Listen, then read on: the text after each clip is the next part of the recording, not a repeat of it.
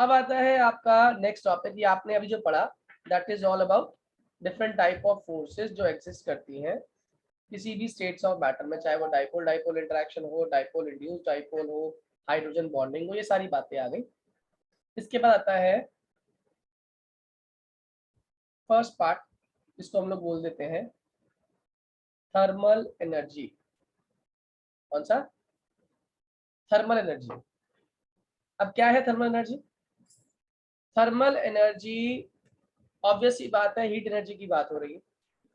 जब हम heat energy की बात कर रहे हैं तो किस तरीके से जो हीट एनर्जी है वो मॉलिक्यूल की स्टेट को, एटम की स्टेट को, किसी भी मैटर की स्टेट को चेंज करने में हेल्पफुल होती है, ये हम सभी जानते हैं। क्यों? जब हम बात करते हैं सॉलिड्स की, ठीक है, तो सॉलिड्स में क्या प्रेजेंट है? ऑब्वियस सी बात है, पार्टिकल्स ही प्रेजेंट है। और पार्टिकल्स कैसे पैक्ड होते हैं सॉलिड्स के अंदर? जल्दी बोलिए। सॉलिड्स में पार्टिकल क्लोजली पैक्ड होते हैं, और अगर वो क्लोजली पैक्ड हैं तो ऑब्वियस सी बात है उनकी जो काइनेटिक एनर्जी है वो थोड़ी कम है, वो कम मूव कर सकते हैं। लेकिन क्या किया आपने? इसको हीट दे दी, इसी सॉलिड को आपने क्या किया? हीट दे दी, ठीक। और जैसे ही आपने इसको हीट दी, क्या होगा बताओ, जल्दी से बोलो। इस पार्टिकल की क्या बढ़ जाएगी? पार्टिकल है वो दूर दूर होने लगेंगे। इस पार्टिकल की क्या बढ़ जाएगी पहले तो ये बताओ मुझे, सबसे पहली चीज। इसमें काइनेटिक एनर्जी। Very good. इसकी एवरेज काइनेटिक एनर्जी इंक्रीज हो जाएगी, हाँ या ना? Yes sir. हाँ जी। अगर इसकी एवरेज काइनेटिक एनर्जी बढ़ जाएगी, ऑब्वियस सी बात है जो पार्टिकल्स पहले टाइटली पैक्ड थे, क्या आप वो टाइटली पैक्ड रहेंगे? No sir. यानी कि उनके बीच में क्या इंक्रीज हो जाएगी? इंटरमॉलिक्यूलर स्पेसेस बढ़ जाएंगी, हाँ या ना? Yes sir. और इंटरमॉलिक्यूलर स्पेस बढ़ेगी तो inter atomic force of attraction क्या हो जाएगी? कम हो जाएगा। बहुत बढ़िया, वो डिक्रीज हो जाएगा। Am I clear to all? Yes sir. तो इसका मतलब मैं किसी भी स्टेट को किसी भी स्टेट में चेंज कर सकता हूँ, सॉलिड को लिक्विड, लिक्विड को गैस, और इवन गैस को लिक्विड, लिक्विड को सॉलिड में। बस क्या करना है मुझे? I have to keep in mind the amount of thermal energy required for the same purpose, हाँ यार? Yes sir. Yes sir. मेरी बात समझ आ गई सभी को? यस तो sir. It means there is a state of balance which is form between different states.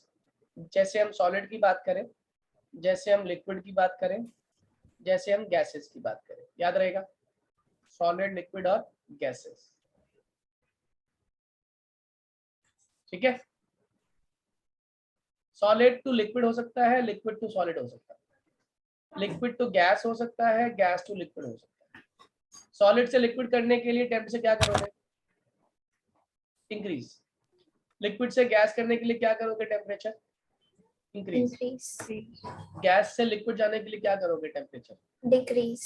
बहुत बढ़िया। लिक्विड से सॉलिड जाने के लिए क्या करोगे? Temperature decrease. कितने लोगों को बात समझ आ गई? यस। और सिर्फ टेम्परेचर का कंसर्न ही नहीं है, यहाँ पे हम प्रेशर का भी इस्तेमाल कर सकते हैं, और ये भी आप जानते हो। अगर मुझे गैस से लिक्विड करना है तो मुझे क्या करना पड़ेगा? प्रेशर क्या करना पड़ेगा? हाई या low? High. High, very good. Liquid से सॉलिड करना है तो क्या करना पड़ेगा प्रेशर को? हाई। हाई। सॉलिड से लिक्विड करना है तो प्रेशर क्या करना पड़ेगा? लो। Very good. लो। और ऐसे ही लिक्विड टू गैस जाओगे तो प्रेशर क्या करना पड़ेगा? लो। तो there is a very thin and very fine correlation between the pressure and temperature between interstates of matter, that is one state can be easily converted to the other state, but the only thing that we have to keep in mind is the temperature and the pressure variables. याद रहेगा सभी को? yes sir. अच्छा चलो बताना एक बार मुझे, gas, liquid और सॉलिड, मुझे बताना है प्रीडोमिनेंस ऑफ इंटरमॉलिक्यूलर इंटरैक्शन। बताओ इंटरमॉलिक्यूलर इंटरैक्शन किस तरफ बढ़ती जाएगी? एरो कहाँ बनाओ? Intermolecular attraction right side. बहुत बढ़िया। लेफ्ट टू राइट, यानी कि ऐसे मूव कर जाओ। Gas to solid. Gas to solid, सही है? yes, और सबसे ज्यादा असर हीट का किस पर दिखाई देता है? हीट का असर यानी प्रीडोमिनेंस ऑफ थर्मल एनर्जी किस पे दिखाई देगा सबसे ज्यादा?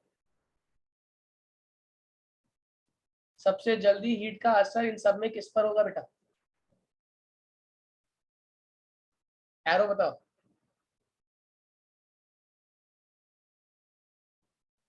देखो, think like a chemist. Solid के पार्टिकल्स की फोर्स ऑफ अट्रैक्शन कैसी है पहले बताओ मुझे।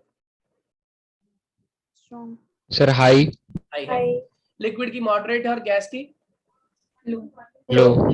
तो टेम्परेचर जब दिया जाएगा तो पहली चीज क्या टूटती है आपके? किसी भी स्टेट के को जब आप हीट करते हो तो पहली चीज क्या करती है? पहली चीज क्या टूटती है एटम्स के बीच में? Sir bond. बॉन्ड। और Bond. What is bond? What is bond? Basically bond is force of attraction. हाँ या यस ना? सर। तो Yes, sir. आप मुझे बताओ सबसे स्ट्रॉन्ग फोर्स ऑफ अट्रैक्शन किसके अंदर थी? सर सॉलिड के। तो Solid. इसका मतलब ऑब्वियस सी बात है, इसके अंदर इसकी थर्मल एनर्जी देने के लिए आपको हीट क्या करनी पड़ेगी, ज्यादा या कम? सर ज्यादा। ज़्यादा ज़्यादा तो सबसे कम में ही काम कौन कर जाएगा? गैस। गैस कितने लोगों को बात समझ आ गई? यानी कि अगर मैं प्रीडोमिनेंस दिखा रहा हूँ थर्मल एनर्जी की, तो this would be the predominance की गैसेस को सबसे कम हीट में गैसेस काम करना शुरू कर देती है। क्या मेरी बात समझ आ गई? यस सर यस सर अच्छे से क्लियर हो गया सही बच्चों को ये? यस सर अब शुरू होने वाला है हमारा स्पेसिफिकली एक ही स्टेट ऑफ मैटर, बहुत बहुत बहुत इंपॉर्टेंट है, जिसको हम लोग बोलते हैं गैसियस स्टेट। क्या बोलते हैं इसको? Gaseous state. ना हम बात करेंगे अभी सॉलिड की, ना हम बात करेंगे लिक्विड की, हम बात करेंगे स्पेसिफिकली गैसियस स्टेट। ओके, कुछ बातें आप बताओ मुझे गैसियस स्टेट के बारे में। पहली बात बताओ। Very loosely intermolecular space intermolecular space maximum आया ना? पैक्ड इंटरमॉलिक्यूलर स्पेस मैक्सिमम है। दूसरी बात, अट्रैक्शन फोर्स बताओ इसकी। लो लो इंटर एटॉमिक फोर्स मिनिमम। बताओ काइनेटिक एनर्जी इसकी। वेरी हाई मैक्सिमम बहुत बढ़िया, काइनेटिक एनर्जी मैक्सिमम। क्या कंप्रेसिबल है? Yes sir highly compressible. याद रहेगा। Yes sir next, highly compressible के बाद कंप्रेस कर सकते हैं, काइनेटिक एनर्जी मैक्सिमाइज है, इंटरएटॉमिक फोर्स हो गई, इंटरमॉलिक्यूलर स्पेस हो गई, पार्टिकल्स कैन मूव इजीली। ये कुछ बेसिक बातें हैं गैसेस स्टेट के बारे में। ठीक है। अच्छा, क्या गैसेस प्रेशर एक्सर्ट करती हैं? हाँ या ना? क्या गैसेस प्रेशर एक्सर्ट करती हैं बच्चों? हाँ या ना? यस सर यस सर तो आप लिखेंगे gases exert pressure in all directions. Equal pressure या unequal pressure? Sir equal. Equal होना भी चाहिए इक्वल। क्यों? क्योंकि पार्टिकल्स तो इक्वली कंटेनर की वॉल पे टकराएंगे। क्यों बेटा? यस सर जब इक्वली टकराएंगे तो ऑब्वियस बात है इक्वल प्रेशर एक्सर्ट करेंगे। अच्छा, अगला बताओ, क्या गैसेस की डेंसिटी हाई होती है या लो होती है? लो। क्यों लो कहा ऐसा? ऐसा क्यों कहा आपने? सर क्योंकि वॉल्यूम अपॉन एरिया बहुत वो होता है, एरिया ज्यादा होता है उसका। Density is equal to formula क्या होता है? Mass upon volume. Mass upon volume तो वॉल्यूम तो पूरे रूम का ले लेगी। आप 10 ग्राम गैस ले लो, पूरे कमरे में फैल जाएगी। फैलेगी नहीं फैलेगी? यस सर क्योंकि उसका रेट ऑफ डिफ्यूजन क्या होता है? हाई, यानी जल्दी फैलती है। परफ्यूम किसने लगाया कोने में और पूरे घर में स्मेल आ गई? क्यों? क्योंकि जो रेट ऑफ डिफ्यूजन है वो हाई है। कमरा बहुत बड़ा है, कमरे की वॉल्यूम बहुत बड़ी है, मास जो लिया परफ्यूम का वो बहुत कम है। तो मास अपॉन वॉल्यूम की जब बात करते हैं तो उस केस में मास की वैल्यू कम होगी, वॉल्यूम ज्यादा हो जाएगी, तो ऑब्वियस सी बात है डेंसिटी क्या हो जाएगी? लो हो जाएगी। याद रहेगा। यस सर यस सर अगला बताइए, क्या गैसेस आपस में इवनली मिक्स होती है नहीं होती? होती है सर होती हैं सर। अभी तो आपने देखा होगा ना, डिफरेंट तरह की गैसेस जो होती हैं आपस में कंबाइन करने के बाद मिक्सचर ऑफ स्मेल्स हमको आती है, कहीं बदबू आ रही है, कहीं खुशबू आ रही है। तो क्या इसका मतलब गैसेस इवनली आपस में क्या कर जाती है, मिक्स कर जाती है। Am I clear to all? Yes, sir. Yes, sir. Yes, sir. ठीक है। अब इन सब बातों के बाद हमें गैसेस के बारे में, गैसेस को गवर्न करने के लिए साइंटिस्ट ने अलग अलग टाइम पर अलग अलग लॉज दिए। मैं आपको एक शॉर्ट ट्रिक से याद करना चाहूंगा, हालांकि वो ट्रिक है, जुगाड़ है, कोई रूल नहीं है, कोई कन्वेंशन नहीं है, लेकिन वो एक ट्रिक है। अब जो हम बात शुरू करने वाले हैं इसका नाम है गैसियस लॉ या गैस लॉज। ठीक है। गैस लॉज बेसिकली क्यों दिए गए? मेजर पर्पस था कि जो गैसेस की प्रॉपर्टीज है उनको रिलायबल, उनकी मेजरमेंट को करने के लिए there should be some governing factors, जिन फैक्टर्स के अंतर्गत हम गैस की प्रॉपर्टीज को स्टडी करें। और इन फैक्टर्स को स्टडी करने के लिए अलग अलग टाइम पे, अलग अलग ड्यूरेशन में अलग अलग लॉज बनाए गए, और वो जो लॉज थे वो अलग अलग साइंटिस्टों द्वारा ही दिए गए, और उन लॉज का नाम ही दिया गया गैस लॉ।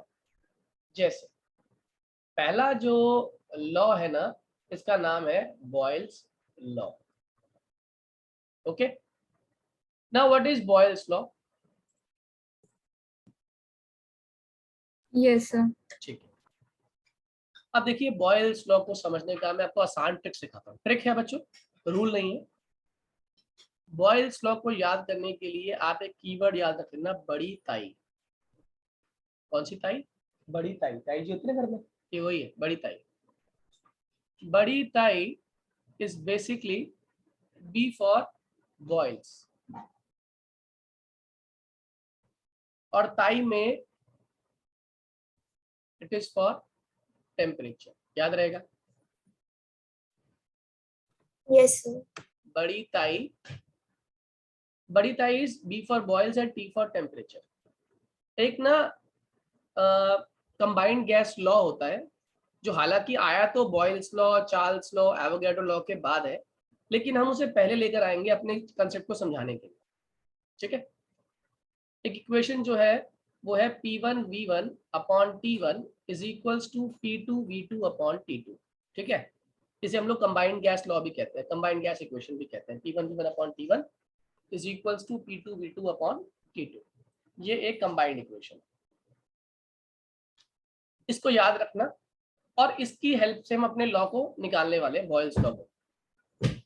बॉयल्स लॉ कहता है कि क्या चीज कांस्टेंट है, क्या कांस्टेंट करना है हमको बच्चों? Temperature. टेम्परेचर कांस्टेंट करना है। ठीक है जी, टेम्परेचर कांस्टेंट करेंगे। तो अगर टेम्परेचर कांस्टेंट है तो P1V1 is equal to P2V2 हो जाएगा, हाँ या ना? Because T1 is equal to T2 is equal to constant, उससे तो बात ही नहीं करेंगे, तो कांस्टेंट है। क्यों बच्चों? यानी खाली क्या रह गया? P1V1 is equal to P2V2। Am I clear to all? Yes, sir. Yes, sir. अच्छा जी। P1 upon P2 is equals to V2 upon V1। कोई दिक्कत? जल्दी बोलिए, कोई दिक्कत है या ना? No, sir. No, sir. No. या इसको ऐसे भी सकता हूँ मैं, यहाँ जो मैंने T1 T2 हटा दिया ना, इसको यहाँ रख देता हूँ T1 बाय T2, और ये तो T1 बाय T2 तो कांस्टेंट वैल्यू है ही, तो यहाँ पर इनटू कांस्टेंट चल ही रहा है। Am I clear to all? Yes, sir. Okay. अगर अब मैं P1 और V1 में रिलेशनशिप निकालना चाहूँ तो बताओ P और V में क्या रिलेशनशिप है? P और V में क्या रिलेशनशिप है, जहां से देख के बताओ मुझे। अरे वन सर और वन उनका रेशियोज हमेशा इक्वल है। ना, इक्वल नहीं है रेशियो। P और V की बात कर रहा हूँ। प्रेशर और वॉल्यूम में क्या रिलेशनशिप दिख रही है आपको? प्रेशर वॉल्यूम के क्या है? Directly proportional. गलत गलत गलत। डायरेक्टली प्रोपोर्शनल Sir, कैसे हो गया? inversely proportional. इनवर्सली प्रोपोर्शनल है। P1 यहाँ पर है तो V1 कहाँ पर है? नीचे है। दिवस बात समझ आ रही है? Yes sir. अगर P1 ऊपर है तो V1 नीचे है। तो इसका मतलब इनके बीच में इनवर्स रिलेशनशिप है, और अगर इनवर्स रिलेशनशिप लानी है तो मुझे कांस्टेंट को हटाना पड़ेगा। तो ये फॉर्मूला क्या बन जाएगा, P is inversely proportional to V। अब यहाँ पे आपका लॉ निकल के आ गया। क्या लॉ निकल के आया राम्या, समझ आ रहा बेटे? Yes, sir. अब इस लॉ को समझो, क्या बोलोगे? According to Boyle's law, if dash is kept constant, क्या कांस्टेंट किया आपने? Temperature. If temperature is kept constant, तो आगे क्या लॉ निकल के आ रहा है? Pressure of a gas is inversely proportional to its volume. कितने लोगों को बात समझ आ रही है? Yes yes sir. क्या मेरी बात समझ आ गई सभी बच्चों को, हाँ या ना? Yes, yes sir. सर। और इसी फॉर्मूले को देखो, अगर मैं लिख रहा हूँ P1 is proportional to 1 upon V1, P2 is proportional to 1 upon V2, या मैं ये कह दूं P1 V1, अब प्रोपोर्शनलिटी हटाऊं इक्वल्स टू कांस्टेंट, यहाँ मैं लिख दूं P2 V2, अब प्रोपोर्शनलिटी हटाऊं equals to constant. Am I clear? Yes sir. ये इक्वेशन नंबर 1, ये equation number 2, comparing first and second, क्या बना equation? P1 P1 V1 V1 is equals to P2 P2 V2। V2। कितने लोग को बात समझ आ गई? Yes sir. क्या बॉयल्स लॉ सबको समझ आ गया बच्चों? Yes sir. Yes, sir. अब देखो, आपने स्कूल में कैसे लिख के आना है? स्कूल में एग्जामिनर ये मानता है कि आपको ये लॉ तो पता ही नहीं है, और पता होना भी नहीं चाहिए क्योंकि ये तो बाद में डराइव हुआ था। ये तो हमने समझने के लिए पहले इसको ले लिया, जुगाड़ करा हमने इसके अंदर। आप स्कूल में लिख कर आएंगे यहाँ से डायरेक्टली, आप ना रफ शीट पर पीछे पहले इसको निकाल लेना, लॉ निकाल लोगे तो गलती नहीं होगी। आपकी रिलेशनशिप क्या निकल के आ रही है? ये निकल के आ रही है P और V की रिलेशनशिप। आप लिखोगे P is inversely proportional to V, ठीक है? या इसके आगे क्या लिख दोगे? P is equals to K 1 upon V। कोई दिक्कत तो नहीं है? Sir. तो यहाँ पे लिख दो अगले केस में PV is equal to K। Clear है? Yes, sir. और ये क्लियर हो गया तो Yes, बस sir. इसके बाद तो आपने ये वाला स्टेप लिखना है। कौन सा? P1 V1 is equals to K मान लो, या कांस्टेंट एक ही बात है। P2 V2 is equals to constant या K एक ही बात है। कंपेयरिंग फर्स्ट एंड सेकंड, यहाँ लिख दिया आपने comparing first and second. What do you get? P1 V1 is equals to P2 V2। क्या मेरी बात समझ आ गई बच्चों? यहाँ P1 और P2 तो आए नहीं, यहाँ पे तो खाली P और V है। कहाँ पर? सर जो आपने एग्जाम के लिए बताया वो तो सीधे P और V से शुरू है ना, अरे P1 और P2। अब सुनो, what is P1, what is V1? Let initial pressure P1, initial volume P1। बात समझ आ गई दिवेश? दिवेश समझ आ रही बात? नहीं आ रही? Let final pressure P2, final volume V2। याद Okay, sir. रहेगा हाँ या ना? Yes, sir. हम बात तो एक स्टेट की कर रहे हैं ना, हम एक गैस को स्टडी करना चाह रहे हैं ना, एक प्रोसेस को स्टडी कर रहे हैं। जब प्रोसेस को स्टडी कर रहे हैं तो उसको इनिशियल फेज में दिखेंगे और उसको फाइनल फेज में दिखेंगे, तब इनिशियल और फाइनल के बीच में एक रिलेशनशिप क्रिएट करेंगे जो कि through out by the help of this law govern होनी चाहिए। इसीलिए ये फॉर्मूला निकल के आया P1 V1 is equals to P2 V2। याद रहेगा बेटे? Yes sir. सभी को क्लियर है ये? Yes sir. Yes, sir. Okay. So अब मैं आपसे कुछ क्वेश्चन पूछता हूँ, मुझे बताइएगा। अगर मैं बॉयल्स लॉ की बात समझ गया हूं तो मुझे चल गया पता प्रेशर और वॉल्यूम में इनवर्स रिलेशनशिप होती है। प्रेशर और वॉल्यूम में कैसी रिलेशनशिप है? इनवर्स। अगर ऐसे प्रेशर बढ़ रहा है तो ऐसे वॉल्यूम बढ़ रही है। तो अगर मैं इसका ग्राफ प्लॉट करूं तो ग्राफ क्या आना चाहिए? शुड बी लाइक दिस, हाँ या ना? Yes sir. Yes sir. ऐसा ग्राफ क्यों आ रहा है बताओ? अगर प्रेशर बढ़ रहा है तो वॉल्यूम क्या हो रही है? लगातार कम हो रही है। कितने लोगों को स्टोरी समझ आ गई? Yes sir. Yes. Is it clear to everyone? खुशी समझ आ गया बेटे? Yes, भैया. अब आगे समझिएगा अगर ये समझ आ गया तो। अगर हम प्रेशर और वॉल्यूम की बात कर रहे हैं और मैं अगर ये कह दूं P और 1 अपॉन, सर जी बोलिए सर, इसमें हम स्ट्रेट लाइन ड्रॉ नहीं कर सकते incline straight to line- y axis? Straight line पर ड्रॉ किया तंगा को मैं। अब मैं ग्राफ प्लॉट कर रहा हूँ 1 अपॉन V और P के बीच में, यानी कि एक एक्सिस पे पूरा क्या है 1 अपॉन V और इस पर क्या है P। लेट 1 अपॉन V, इसको मान लो मैंने Z मान लिया, तो बेसिकली मैं ग्राफ उसका प्लॉट कर रहा हूँ P वर्सेस Z का, है ना? और P और Z इनके बीच में रिलेशनशिप क्या है, जैसे आपने अभी पढ़ा था, P is directly proportional to 1/V, यानी कि P is directly proportional to Z। मेरी बात समझ आ रही है? Yes. और अगर Yes, ये Z नाम की क्वांटिटी के प्रेशर डायरेक्टली प्रोपोर्शनल है, इसका मतलब जितना प्रेशर बढ़ेगा उतना Z बढ़ेगा, जितना प्रेशर बढ़ेगा उतना Z बढ़ेगा, जितना प्रेशर बढ़ेगा उतना Z बढ़ेगा, जितना प्रेशर बढ़ेगा उतना Z बढ़ेगा। यानी कि ये आपके प्लॉट हो रहे हैं पॉइंट्स, हाँ या ना? ये पॉइंट्स प्लॉट हो रहे हैं, हाँ या ना? Yes sir. yes, sir. ये पॉइंट्स प्लॉट हो रहे हैं तो मुझे इतना बता दीजिए, ये ग्राफ सही बनाया हम लोगों ने? Yes, sir. Graph at an angle of 45 degree, tilted at an angle of 45 degree, straight line inclined at an angle of 45 degree। लेकिन ये ग्राफ किसके बीच में? P और Z, और Z क्या है हमारा? 1/V। क्या मेरी बात समझ आ रही है? Yes, sir. अगर मैं P और 1/V का ग्राफ बनाऊंगा, 1 वॉल्यूम का, तो ग्राफ कैसा बनेगा? Straight line inclined at an angle of 45 degree. लेकिन अगर मैं P और V का ग्राफ बनाऊंगा तो कैसा होगा हमारा graph? Which is going downwards. दिवस बात समझ आ गई? Yes sir. अच्छा, अब ध्यान देना, मैं यहाँ पे 3 ग्राफ प्लॉट कर रहा हूँ। एक ग्राफ का नाम है T1, एक का नाम है T2, T1, T2, और एक का नाम है T3। ठीक है, आपसे ये पूछा गया कि इसमें से सबसे हाईएस्ट टेम्परेचर कौन सा है? सबसे हाईएस्ट टेम्परेचर कौन सा है इसमें, T1, T2, T3 में?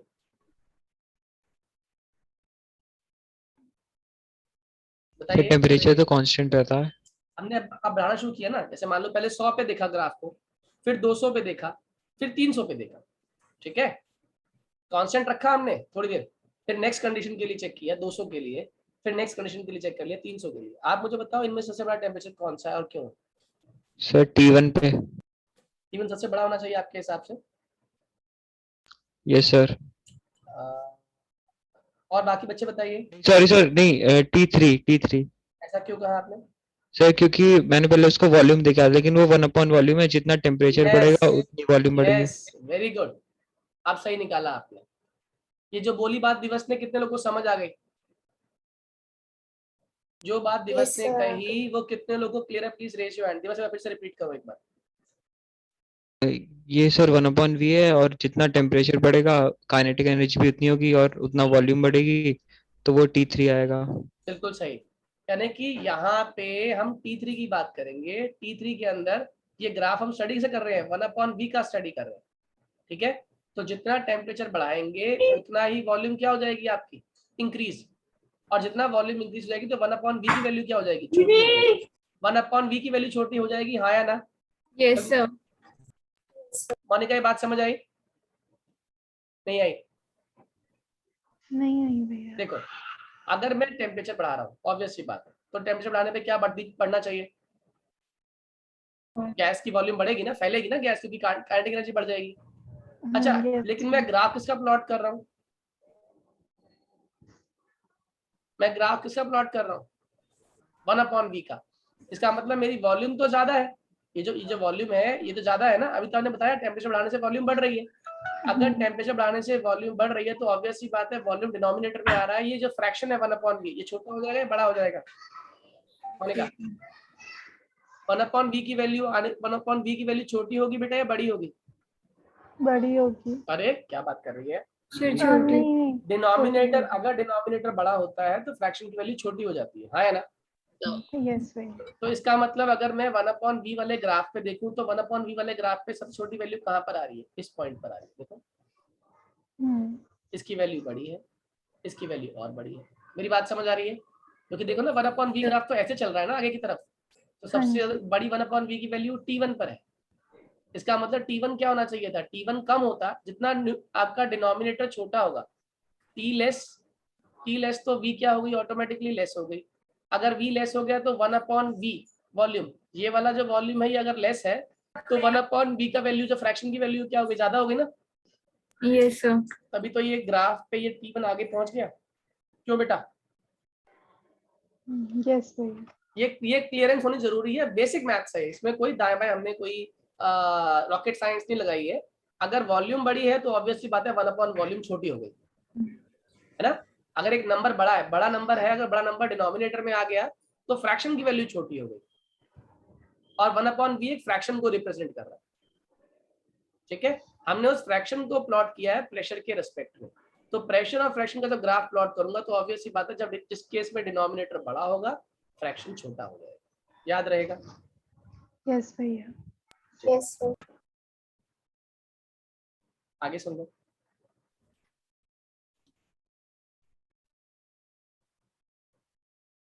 अब आता है आगे नेक्स्ट लॉ, सेकंड लॉ। अच्छा, इसमें एक क्वेश्चन कर लेते हैं पहले, आपको आइडिया भी हो जाए किस तरह के क्वेश्चन आते हैं। एनसीईआरटी में भी एक क्वेश्चन दिया हुआ है।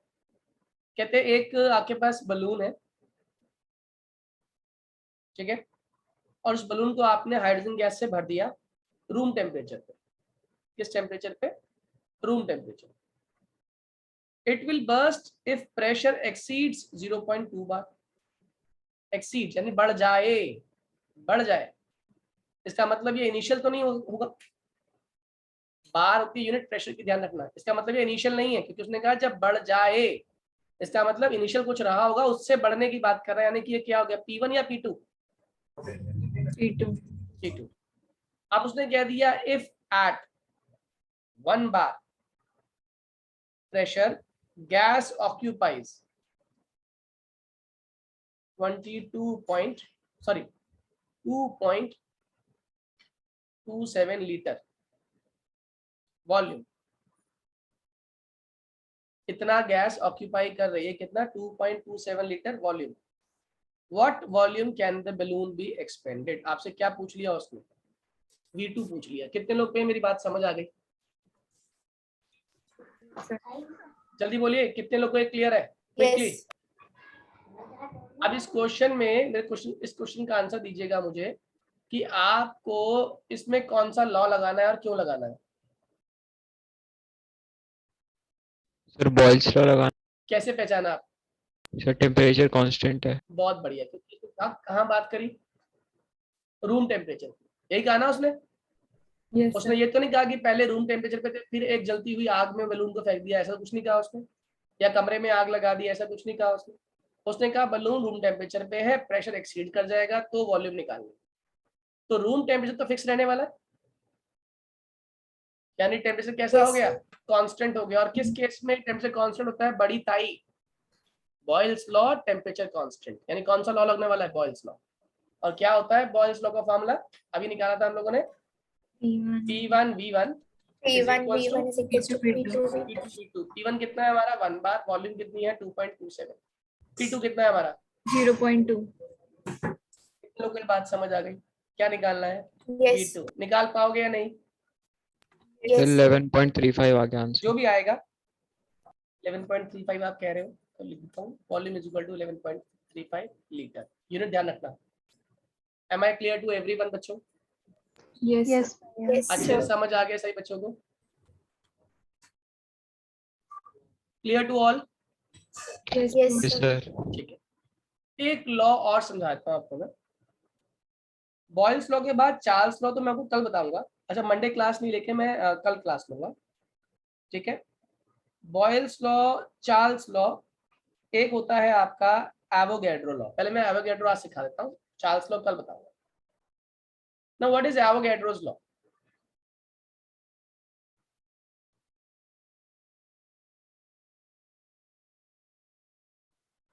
क्या कहता है एवोगैड्रो?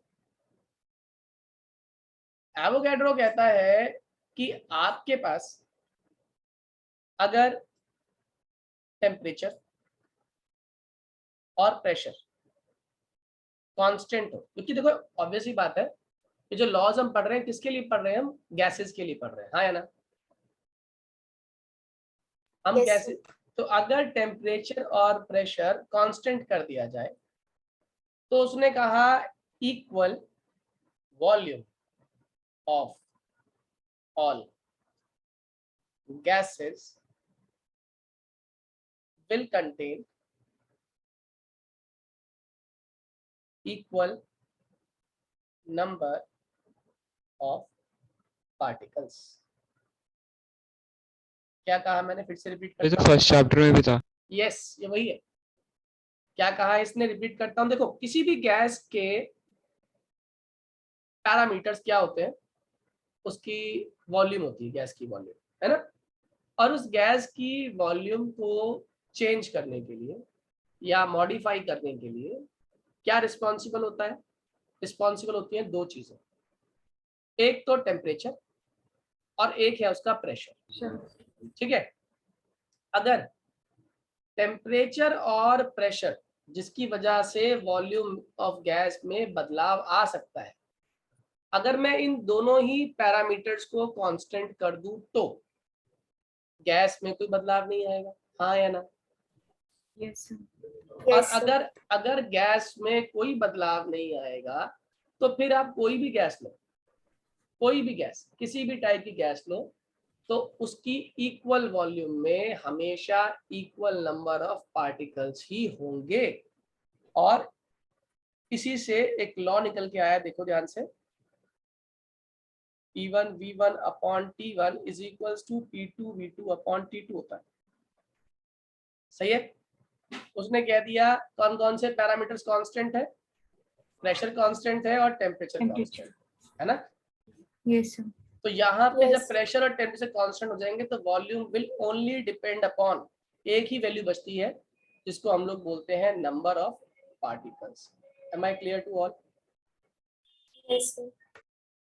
यहाँ से एक लॉ निकला, इसी को हम बोल देते हैं Avogadro law, which says that volume is directly proportional to number of gaseous या number of moles of gaseous particles. N is number of moles of gaseous particles. याद रहेगा। Yes, sir. ठीक है। अगर ये स्टोरी समझ आ गई तो हमारे दो लॉस तैयार हो गए। एक तो हो गया एवोगैड्रो लॉ, एक हो गया हमारा बॉयल्स लॉ। अब बॉयल्स लॉ और एवोगैड्रो लॉ के बाद चलो ये चार्ल्स लॉ भी आज पढ़ ही लेते हैं कि है टाइम हमारे पास अभी। जो थर्ड लॉ होता है इसका नाम होता है चार्ल्स लॉ। अच्छा, एक चीज याद रखना, अगर हम टेम्परेचर को कांस्टेंट करते हैं, ऊपर किया जैसे हम लोगों ने, ठीक है, तो अगर टेम्परेचर कांस्टेंट होता है, यहाँ लिखता हूं नीचे, इफ टेम्परेचर इज कांस्टेंट, तो ऐसे ग्राफ क्या कहलाते हैं, आइसोथर्म। क्या कहलाते हैं, isotherm. What is isotherm, iso मतलब सेम Same. और थर्म मतलब क्या होता है, टेम्परेचर। Heat. आइसो मतलब सेम और थर्म मतलब क्या होता है, temperature. Am I clear. Yes, sir. If volume is kept constant तो इसको हम लोग बोलते हैं आइसोकोर। याद रखिएगा, क्या क्या कहलाते हैं ऐसे ग्राफ या ऐसी कंडीशन, आइसोकोर। आइसो मतलब फिर से वही, आइसो मतलब सेम और कोर मतलब वॉल्यूम। तीसरा, if pressure is kept constant,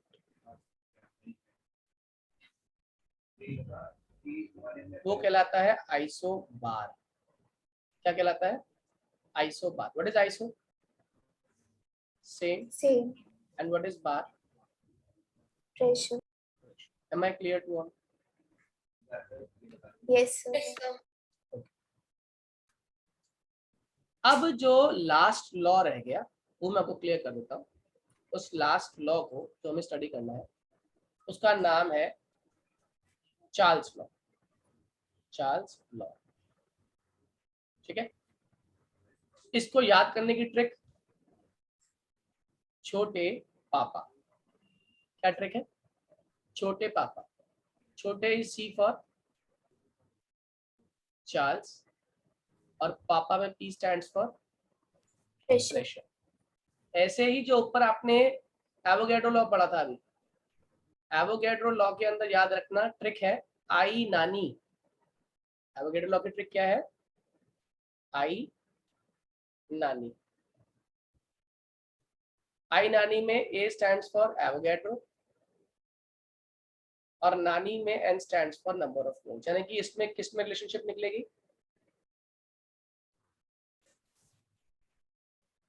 volume और नंबर ऑफ मोल्स में रिलेशन Volume निकलेगी। and number number of of moles हमारा मेजर पार्ट निकल के आएगा इसमें, ठीक है। Yes, sir. चार्ल्स लॉ में क्या है? छोटे पापा, तो इसमें क्या चीज कांस्टेंट रहने वाली है? प्रेशर कांस्टेंट रहने वाली है, क्यों बेटा? हाँ या ना? Yes, sir. अब एक मिनट में आपको देता हूँ, आप लोग ट्राई करो, कंबाइंड गैस इक्वेशन की हेल्प से इसकी रिलेशनशिप निकालने की कोशिश करो, एक बार ट्राई करो। आपने किया होगा P1 V1 upon T1 is equals to P2 V2 upon T2, right? यही किया। Yes, sir. अब Yes, इसमें आपने क्या कांस्टेंट किया इस बार? pressure, प्रेशर कांस्टेंट कर दिया, तो क्या बना graph? P1 upon T1 is equals to V2 upon T2, यही आया। yes sir, और जैसे ही आपने लिखा V1 अपॉन V2, सामने क्या चला गया? T1 upon T2, यानी कि इससे क्या रिलेशन आ रही है? 1 और 1 में क्या रिलेशनशिप आ रही है? डायरेक्टली या इनवर्सली? Inversely. डायरेक्टली आ रही है।